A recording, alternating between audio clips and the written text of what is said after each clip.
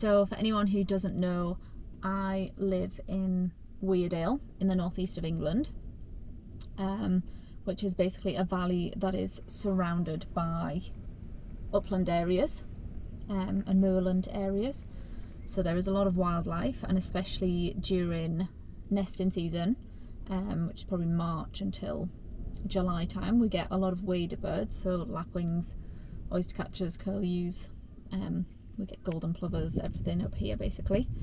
And last year, because of coronavirus, I had a lot less travel and a lot less work to do.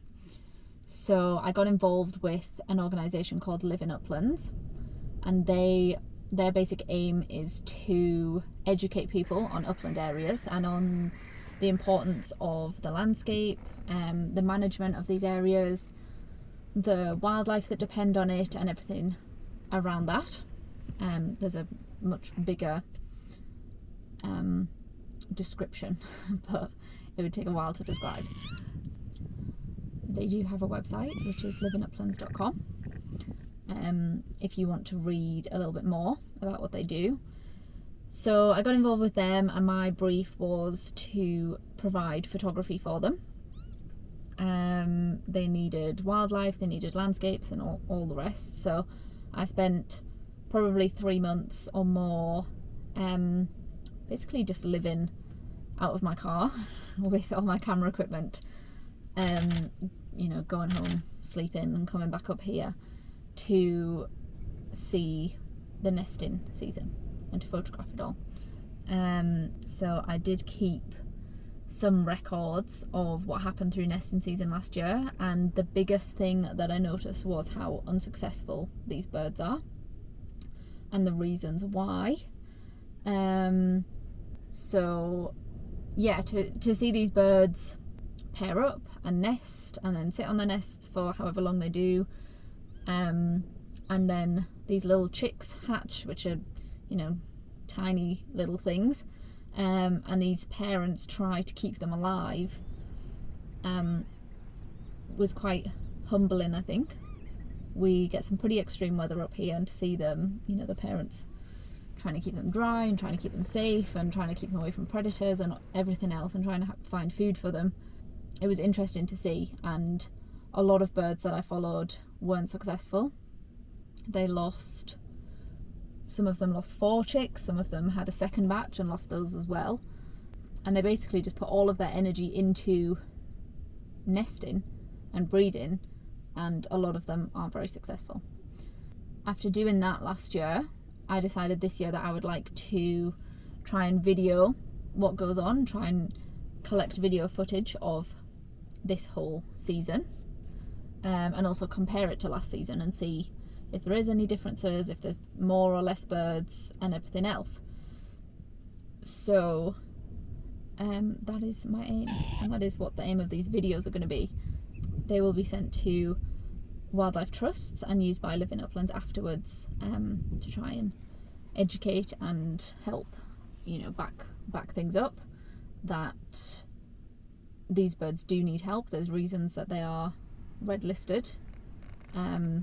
A lot of that reason is us. I would say the main one is we've taken away their habitat, so they don't have that many protected places to go and nest anymore. Especially last year with coronavirus and lockdown, one thing I noticed was a huge increase in people coming to the countryside, which is great because why would you not want to come to the countryside?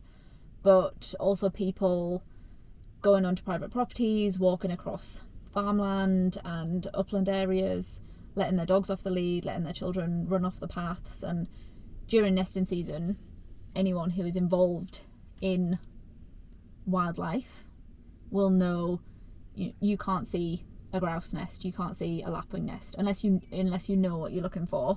You're not going to notice that nest, and it's pretty easy to disturb a bird and put her off her nest, and then she won't come back, or to stand on those eggs and then they're ruined. Obviously, for a dog to disturb a bird. So that was a big thing last year. The area that I was photographing on is private property, and I have permission to be on it.